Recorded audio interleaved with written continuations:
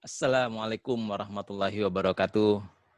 Anak-anakku sekalian, siswa kelas 5 dimanapun kalian berada. Kita jumpa lagi di kelas Pak San.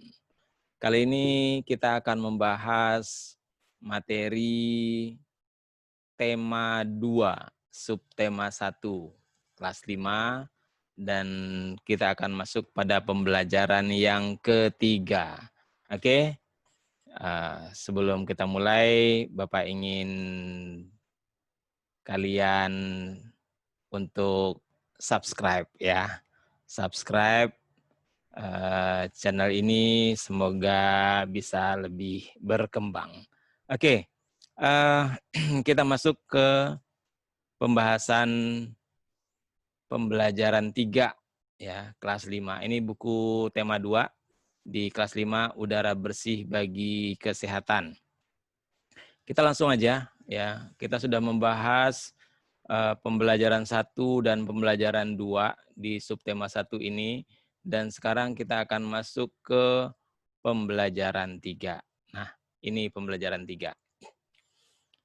Bapak jelaskan dulu sedikit pada kalian bahwa di pembelajaran 3 ini nanti terkait dengan materi PKN, Bahasa Indonesia, dan IPS. Ya, materinya PKN, Bahasa Indonesia, dan IPS. Untuk PKN diharapkan kalian nanti setelah membahas ini memahami hak, kewajiban, dan tanggung jawab sebagai warga dalam kehidupan bermasyarakat. Ya, sedangkan untuk bahasa Indonesia diharapkan kamu mampu mengklasifikasikan informasi berdasarkan aspek apa, siapa, di mana, kapan, ya, seperti itu. Sedangkan untuk IPS diharapkan nanti kamu mampu menganalisa peran ekonomi dalam upaya menyejahterakan kehidupan masyarakat. Oke, kita bahas pembelajaran 3. Nah, dalam pembelajaran 3 ini ada satu teks yang perlu kamu pahami dulu ya. Semua makhluk hidup memerlukan oksigen untuk bernafas.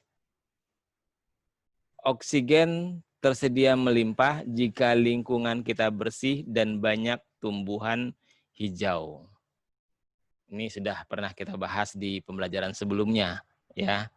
Jadi oksigen itu dibutuhkan oleh semua makhluk hidup termasuk manusia untuk bernafas, dan oksigen itu dihasilkan oleh tumbuhan hijau. Oleh sebab itu oksigen akan melimpah jika banyak tumbuhan hijaunya. Oleh sebab itu juga menciptakan lingkungan bersih dan banyak tumbuhan hijau menjadi tanggung jawab kita semua. Nah, di sini ada ayo membaca ya. Ayo membaca, silahkan kamu baca dulu buku tema 2 ini. Beberapa poin penting yang perlu Bapak sampaikan pada kalian di sini dari bacaan yang berjudul Hari Menanam Pohon ya. Nah, adalah Indonesia dikatakan sebagai paru-paru dunia. Ini. Nah, kenapa Indonesia dikatakan sebagai paru-paru dunia? Karena Indonesia ya, di Indonesia terdapat hutan yang sangat luas. Jadi hutan yang sangat luas, kemudian daun-daun di hutan mengeluarkan oksigen yang melimpah, dan oksigen itu penting untuk kehidupan ya, pernafasan terutama, sehingga dianggap sebagai paru-paru dunia. Nah, namun sayangnya hutan kita itu semakin berkurang karena kebakaran dan penebangan pohon secara liar. Nah, oleh sebab itu harus ada upaya ya, usaha untuk mengurangi kerusakan hutan. Nah, salah satu upaya itu adalah menanam kembali pohon di lingkungan. Inilah Hari Menanam Pohon. Nah, silakan nanti kamu lanjutkan membacanya. Dari membaca itu kemudian kamu renungkan, maka kamu akan mampu menyelesaikan tugas berikut ini. Ya, ini terkait bahasa Indonesia, mengklasifikasikan informasi berdasarkan kapan, apa, di mana, kemudian siapa, mengapa, ya, dan sebagainya. Nah, sekarang kita lihat dari teks yang tadi. Kalau sudah kamu baca, maka kamu akan tahu, ya, apa yang dilakukan. Nah, yang dilakukan adalah menanam pohon. Ya, jadi ini yang dilakukan adalah menanam pohon. Kapan? Nah, kalau kapan berarti yang ditanya adalah waktu. Ya, kalau ditanya waktu, maka jawabannya adalah tanggal 28 November. Nah, kemudian di sini di mana? Di mana berarti tempat, ya. Tempatnya adalah hutan Taman Hutan Rakyat Sultan Adam di Kalimantan Selatan. Nah, kemudian siapa? Nah, kalau siapa berarti orang, ya, pelaku. Siapa? Nah, kegiatan menanam pohon itu dilakukan oleh presiden. Dalam teksnya seperti itu. Kemudian pohon apa yang ditanam? Nah, ya, pohon apa yang ditanam? Di situ kalau kamu baca, maka dijelaskan bahwa pohon yang ditanam adalah bermacam-macam pohon, terutama atau termasuk pohon yang menghasilkan buah. Nah, kemudian terakhir, mengapa? Ya, mengapa kita harus menanam pohon? Nah, kita harus menanam pohon supaya kelestarian lingkungan terjaga dan ketersediaan oksigen melimpah. Itu ya sebagai ya, jawabannya. Nah, berikutnya dari teks yang sudah kamu baca itu, maka ada keterkaitan ya dengan tanggung jawab kita di situ. Tanggung jawab sebagai warga masyarakat. Nah, di sini ada teks yang kembali harus kamu baca. Bapak akan coba sampaikan beberapa poin penting dari teks ini buat kalian. Nah, pertama yang ini. Tanggung jawab merupakan sikap terpuji. Ini ya. Jadi karena ini merupakan sikap terpuji, maka seyogyanya menjadi menjadi sikap kita semua. Nah, oke. Nah, kemudian apa sih tanggung jawab itu? Nah, di sini ada jawabannya nih. Tanggung jawab adalah sikap dan perilaku seseorang untuk melaksanakan tugas dan kewajibannya yang seharusnya dia lakukan. Ya, jadi tanggung jawab itu adalah sikap dan perilaku seseorang untuk melaksanakan tugas dan kewajibannya yang seharusnya dia lakukan. Baik terhadap diri sendiri, terhadap diri sendiri, bisa juga terhadap keluarga, terhadap masyarakat, maupun terhadap lingkungan. Ya, lingkungan alam, sosial, budaya, juga terhadap negara, bahkan terhadap Tuhan yang Maha Esa. Allah Subhanahu wa taala yang telah menciptakan kita. Jadi itulah tanggung jawab, ya. Jadi sikap dan perilaku seseorang untuk melaksanakan tugas dan kewajibannya. Nah, di sini juga ada penjelasan tambahan berdasarkan Kamus Bahasa Indonesia. Silakan kamu baca sendiri ya. Nah, ada yang lebih penting sebenarnya di sini. Tanggung jawab itu meliputi apa saja gitu ya. Nah, penjelasannya di sini. Nah, tanggung jawab terhadap diri sendiri. Itu yang pertama dijelaskan. Nah, apa sih tanggung jawab terhadap diri sendiri itu? Contohnya, ya, contohnya adalah tanggung jawab kita terhadap kewajiban kita masing-masing. Ya, tanggung jawab kita terhadap kewajiban kita masing-masing. Jadi setiap orang ya wajib memenuhi kewajibannya sendiri. Seperti itu. Misalnya kalian sebagai pelajar tanggung jawabnya diberi oleh guru tugas, maka kamu kerjakan tugas itu.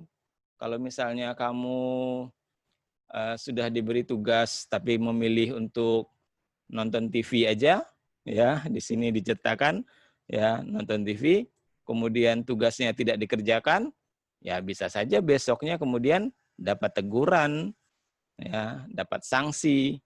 Nah itu contohnya tanggung jawab terhadap diri sendiri. Laksanakan apa yang sudah menjadi tanggung jawab kita. Nah, kemudian berikutnya lagi tanggung jawab terhadap keluarga. Ya, apa contohnya tanggung jawab terhadap keluarga? Nih contohnya, menjaga nama baik keluarga. Itu tanggung jawab semua. Kalian juga ya sebagai anak berkewajiban menjaga nama baik keluarga. Ya, tentunya dengan berbuat baik. Nah, karena kalau kita berbuat baik, maka itu akan menjadi dasar untuk nama baik keluarga. Kemudian juga meningkatkan kesejahteraan keluarga. Ya, jadi ini tanggung jawab orang tua, termasuk juga menjaga keselamatan. Kalian juga bertanggung jawab keselamatan adikmu misalnya, atau keselamatan barang-barang yang ada di rumah, ya. Nah, itu menjadi tanggung jawab bersama. Nah, oke. Kemudian lagi ada tanggung jawab terhadap masyarakat, ya. Nah, kenapa ada tanggung jawab terhadap masyarakat? Karena manusia itu makhluk sosial, ya. Manusia adalah makhluk sosial. Apa yang dimaksud dengan makhluk sosial? Makhluk sosial itu makhluk yang bermasyarakat, nggak bisa hidup sendiri. Ya. Nah, karena kita tidak bisa hidup sendiri, maka kita harus berkomunikasi dengan orang lain. Karena kita membutuhkan orang lain, maka ada kerjasama di situ. Nah, dalam hal kerjasama ini, maka timbullah tanggung jawab di situ. Nah, apa contohnya tanggung jawab terhadap masyarakat? Ya, tanggung jawab untuk bersama-sama menciptakan lingkungan yang baik, lingkungan masyarakat yang baik, ya, termasuk lingkungan kebersihannya misalnya. Jadi kalau misalnya di sini ada contoh, Pak Budi udah punya rencana nih untuk berlibur bersama keluarga, ya hari Minggu. Tapi ternyata hari Minggunya ada kerja bakti, ya di lingkungan masyarakat. Nah, sebagai warga masyarakat yang bertanggung jawab, tentunya Pak Budi menunda dulu acara liburnya, ya, tunda acara liburnya. Kemudian ikut kerja bakti. Itu berarti Pak Budi sudah melaksanakan tanggung jawabnya sebagai warga masyarakat. Nah, contoh lain di sini adalah tanggung jawab terhadap bangsa dan negara. Apa contohnya tanggung jawab sebagai kita terhadap bangsa dan negara?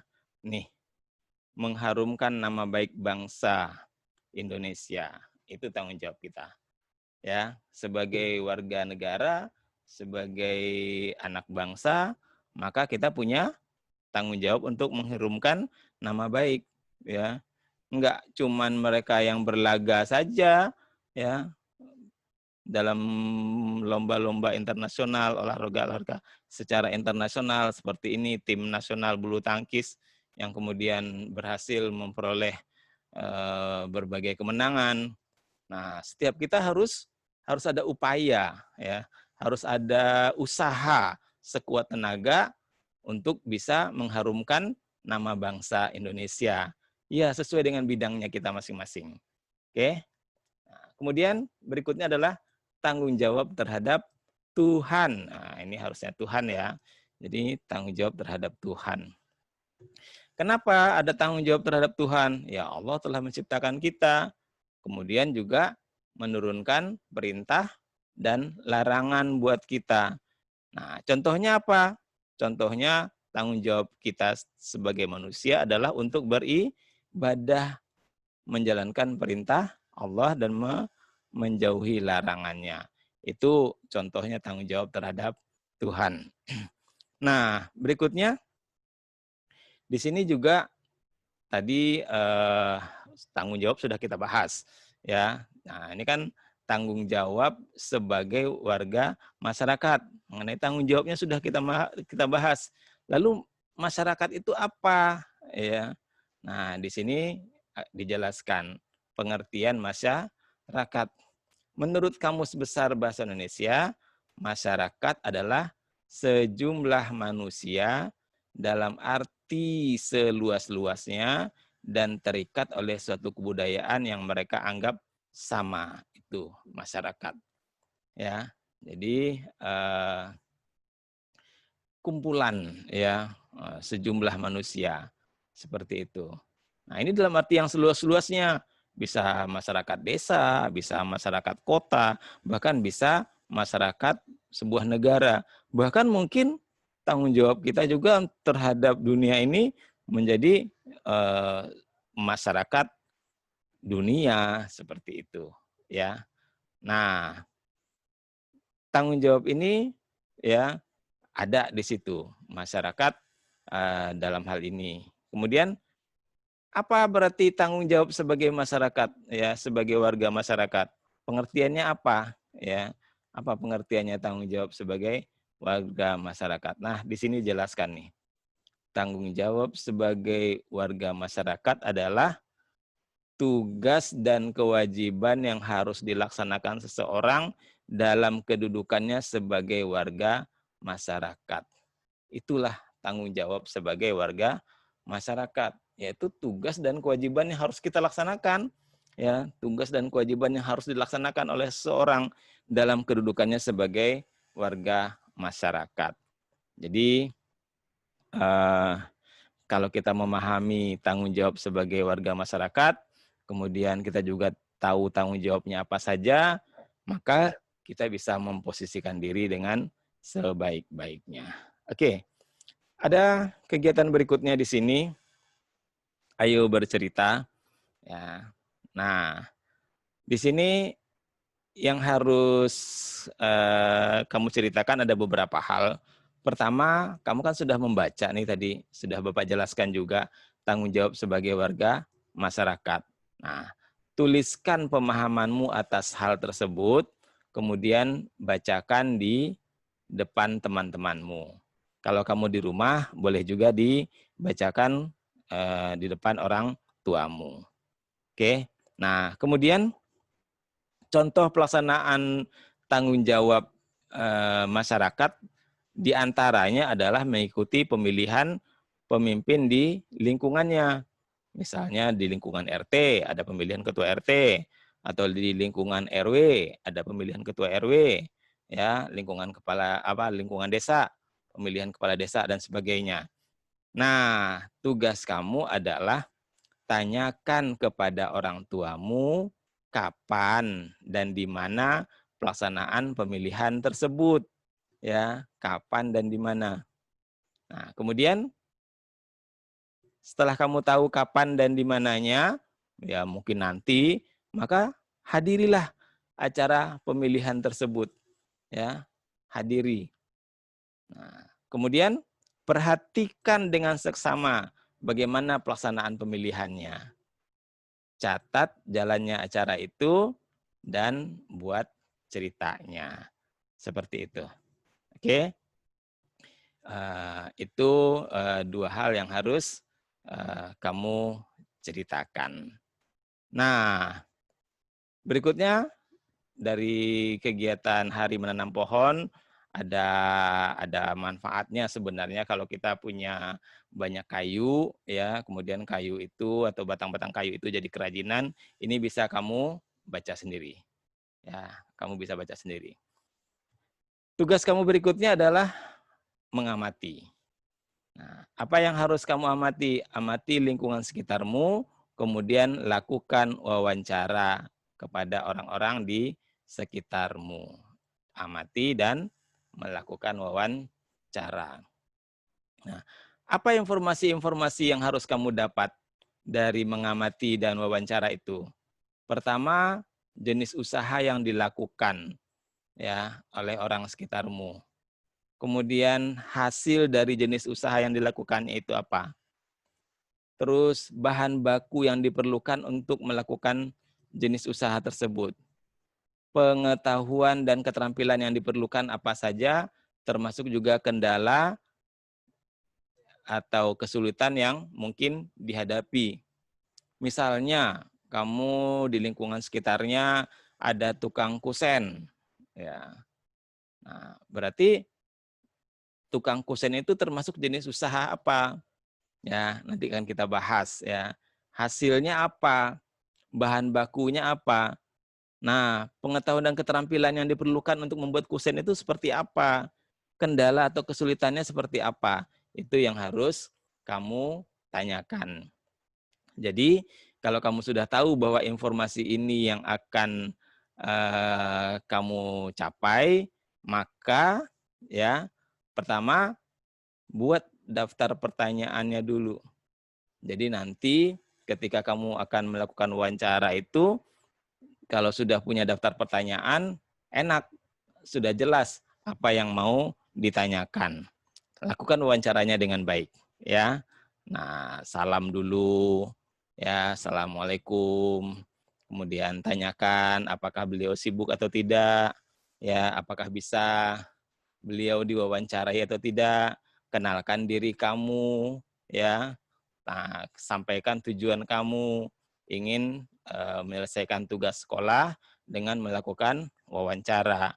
Ajukan pertanyaan-pertanyaannya dengan sopan, ya. Ajukan pertanyaan-pertanyaannya dengan sopan. Kemudian kalau udah selesai, jangan lupa berterima kasih, ya. Terima kasih atas waktunya, kemudian salam kembali, ya. Nah, jangan lupa catat hasil wawancaramu. Kemudian nanti bacakan di hadapan kelompok lain atau di hadapan Bapak Ibu guru atau di depan orang tuamu juga. Ya. Nah, selain tugas wawancara, ada juga tugas berkarya nih. Setelah tadi kamu mengamati ya, mengamati lingkungan sekitarmu, coba ya. Coba kamu buat salah satunya. Ya, nggak usah banyak-banyak. Pilih aja salah satu jenis usaha itu. Ya, pilih. Misalnya kamu pilih usahanya yang enak nih, yang enak adalah bikin bakso. Ya, jenis usahanya pedagang bakso tuh, ya. Nah, kemudian coba membuat bakso, ya. Coba buat bakso di rumah, ya. Nah, kemudian catat bahan-bahan yang dibutuhkan untuk membuat bakso itu. Langkah-langkah pembuatannya bagaimana? Kesulitannya ada enggak?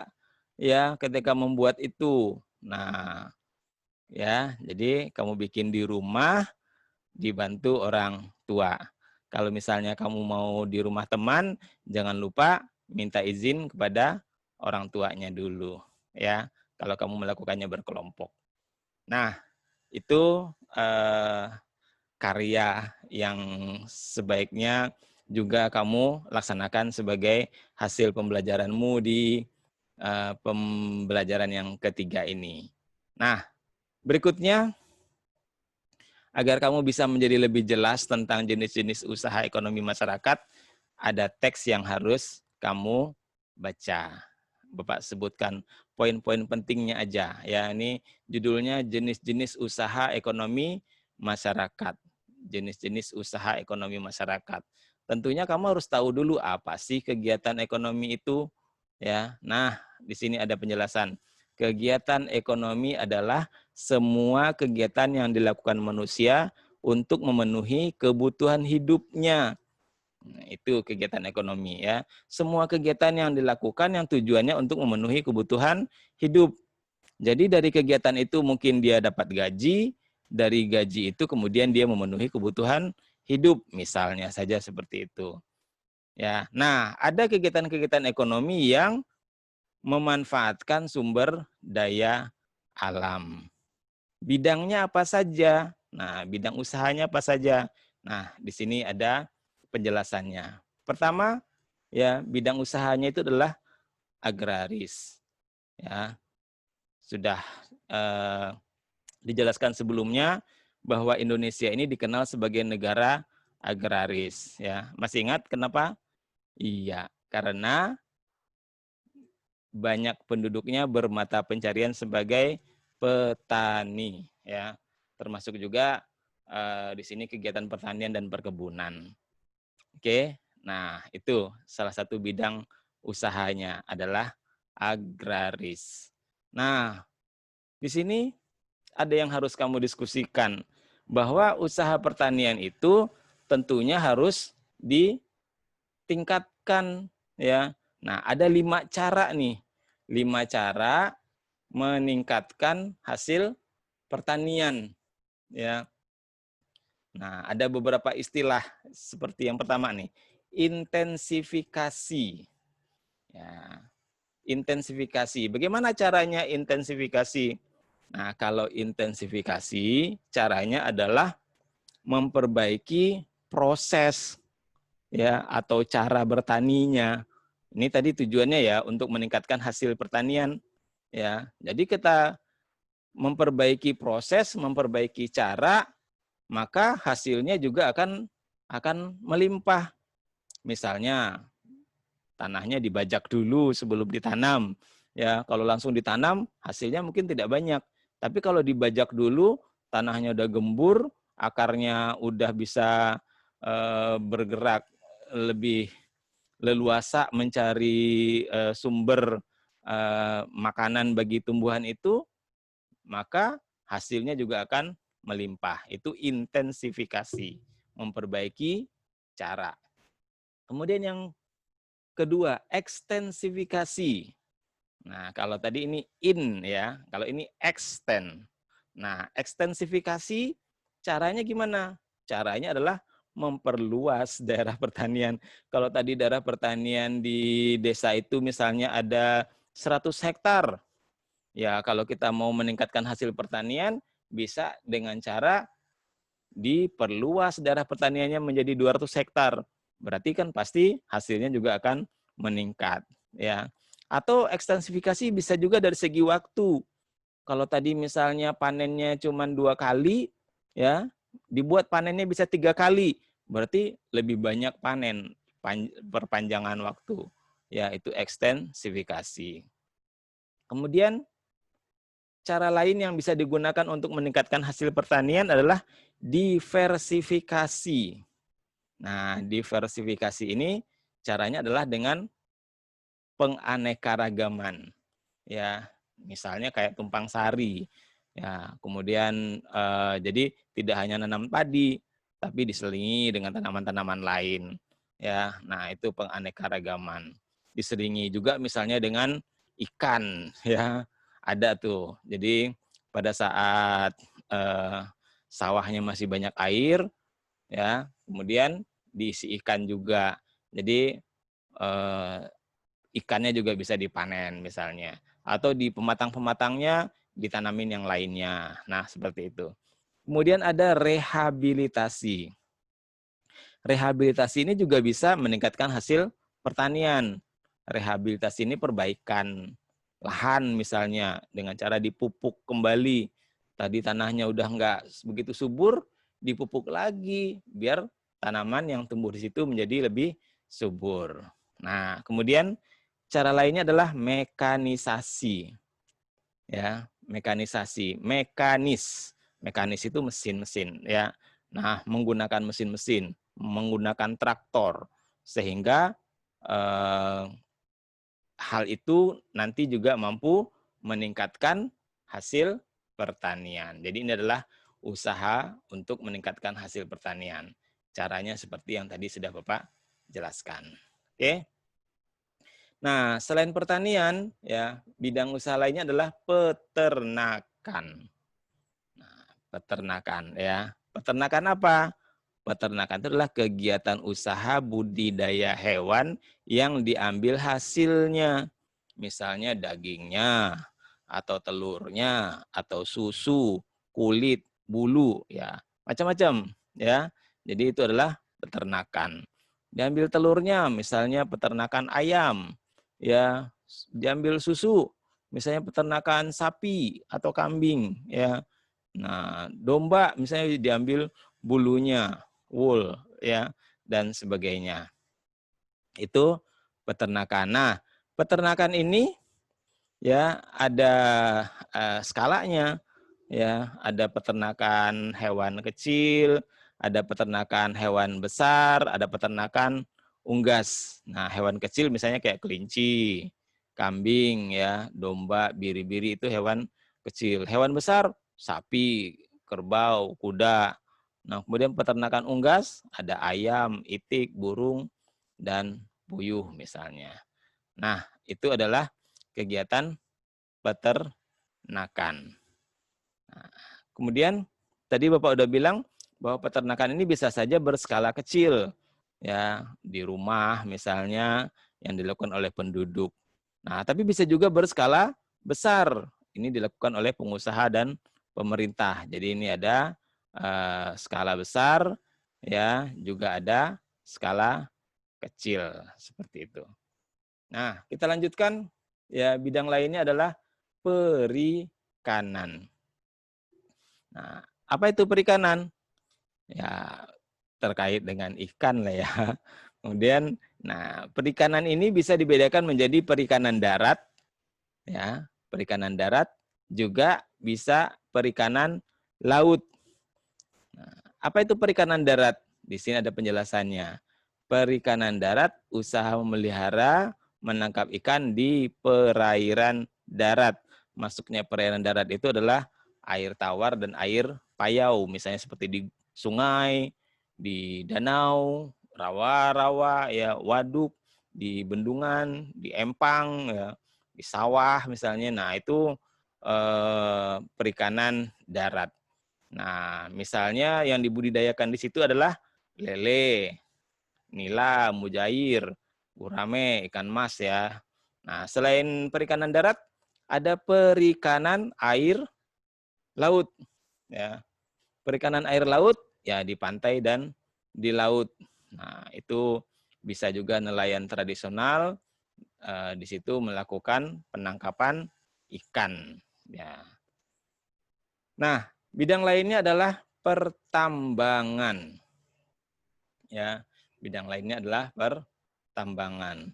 Nah, Indonesia ini memang dilihat dari kondisi geologisnya mengandung banyak sekali barang tambang, ya, mengandung banyak sekali barang tambang. Nah, barang tambang itu dapat dibedakan sebagai berikut. Apa saja? Nih, yang pertama, barang tambang mineral logam, ya. Jadi ini mineral logam. Contohnya ini emas, perak, tembaga, timah, boksit, nikel. Kemudian ada juga barang tambang itu mineral non logam. Jadi bukan logam, ya. Misalnya apa? Belerang, gipsum, marmer, batu gamping. Nah, itu bukan logam. Nah, bisa juga barang tambang yang menjadi sumber energi, ya, barang tambang yang sumber energi, misalnya seperti minyak bumi, batu bara, gas alam, ya, itu adalah pertambangan. Nah, berikutnya kehutanan. Jadi ini bidang-bidang usaha yang bisa dilakukan di negara kita, ya. Nah, untuk hutanan, nah, apa aja contohnya? Ya, hutan Indonesia memang hasilnya banyak sekali, ya. Hasilnya sangat melimpah. Misalnya ada kayu jati, ada meranti, ada ulin, damar, ya, kemudian rotan. Nah, namun sekarang memang kawasan hutan Indonesia itu sudah mulai menyempit, ya. Bisa karena penebangan liar, tadi udah dibahas sebelumnya. Bisa juga karena kebakaran hutan. Nah, ini nanti kalau dibiarkan bisa menyebabkan bencana banjir bandang atau tanah longsor. Ya, nah, oleh sebab itu upaya untuk meminimalisasi terjadinya bencana maka perlu dihijaukan kembali, ya. Jadi harus dicegah itu, ya, harus dicegah pembalakan liar, penebangan liar itu harus dicegah. cegah. Jadi dilakukan penanaman kembali. Oke, berikutnya bidang usahanya adalah perdagangan. Nah, perdagangan ini berarti kegiatan membeli barang dagangan dan menjualnya kembali kepada konsumen ya. Jadi dibeli kemudian dijual kembali. Nah, menjualnya sedikit lebih mahal sebagai keuntungan ya, sebagai keuntungan bagi si pedagang tadi. Nah, di sini perlu Bapak tambahkan juga bagi kalian bahwa perdagangan itu tidak hanya skala kecil misalnya di rumah, kamu punya warung ya, tapi ini bisa juga skalanya udah antar negara. Nah, ini namanya ekspor dan impor. Nah, apa itu ekspor? Ekspor adalah usaha menjual barang dari dalam negeri ke luar negeri. Jadi barang dari Indonesia nih, produksi Indonesia dijual ke luar negeri. Nah, itu namanya ekspor. Misalnya sepatu buatan Indonesia dibuat di Bandung, Cibaduyut, sepatu kulit. Nah, dijual ke Amerika misalnya, itu ekspor. Tapi bisa juga impor, ya, impor. Misalnya apa? Di Indonesia nggak ada, tapi butuh. Nah, terpaksa ada usaha memasukkan barang dari negara lain ke dalam negeri. Itu impor, karena kita butuh. Nah, ini harus kita kurangi. Lebih baik kita mengekspor. Ya, oke. Kemudian perindustrian. Bidang usaha lainnya adalah perindustrian. Apa itu perindustrian? Perindustrian itu adalah kegiatan mengubah bahan mentah menjadi bahan setengah jadi atau barang jadi. Nah, itu industri. Ya, jadi dari barangnya mentah menjadi barang setengah jadi atau barang jadi. Misalnya apa? Ya, banyak sekali ada industri elektronik. Nah, ya. Nah, kemudian industri obat-obatan, industri makanan dan minuman, ya, industri garmen, ya. Nah, seperti itu. Nah, industri ini ada 3, ya bisa dikelompokkan menjadi 3. Nah, apa aja kelompoknya? Ada industri rumah tangga, ya, ini industri berskala kecil, home industry. Juga ada industri sedang. Nah, kemudian juga ada industri besar itu. Oke ya, jadi itu adalah bidang-bidang yang banyak ya dilakukan untuk usaha ekonomi masyarakat. Oke. Nah, Bapak kira itu yang bisa dijelaskan, namun sebelumnya ada renungan ya buat kalian semua. Pertama, apa yang kamu ketahui tentang pengertian tanggung jawab sebagai warga masyarakat? Nah, tadi udah dibahas ya. Apa sih pengertian tanggung jawab sebagai warga masyarakat? Nah, tadi di pembahasan sebelumnya udah dijelaskan bahwa tanggung jawab sebagai warga masyarakat itu adalah tugas dan kewajiban yang harus dilaksanakan seseorang. Ya, tugas dan kewajiban yang harus dilaksanakan seseorang dalam kedudukannya sebagai warga masyarakat. Nah, kemudian berikutnya yang harus kamu renungkan, jenis usaha apa saja yang ada di lingkungan sekitarmu. Tadi udah kita bahas beberapa bidang usaha ya. Nah, dari bidang usaha itu nanti bisa menjadi berbagai jenis usaha lagi. Nah, misalnya seperti agraris, ya, bidang usaha agraris. Nanti bisa petani sayur, misalnya di lingkunganmu. Ya, kemudian bidang peternakan, misalnya ada yang beternak ayam, ya, dan sebagainya. Nah, itu yang bisa jadi renungan kamu. Nah, terakhir kerjasama dengan orang tua, ya. Nah, apa yang harus kamu lakukan bersama orang tua?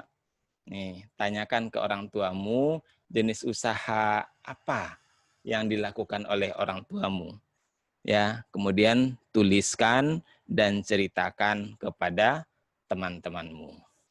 Oke, Bapak kira ini materi pembelajaran 3 di tema 2, subtema 1 yang bisa meningkatkan pemahamanmu terkait pembelajaran bidang studi IPS, PKN, dan Bahasa Indonesia. Oke, tetap semangat walaupun belajar di rumah. Assalamualaikum warahmatullahi wabarakatuh.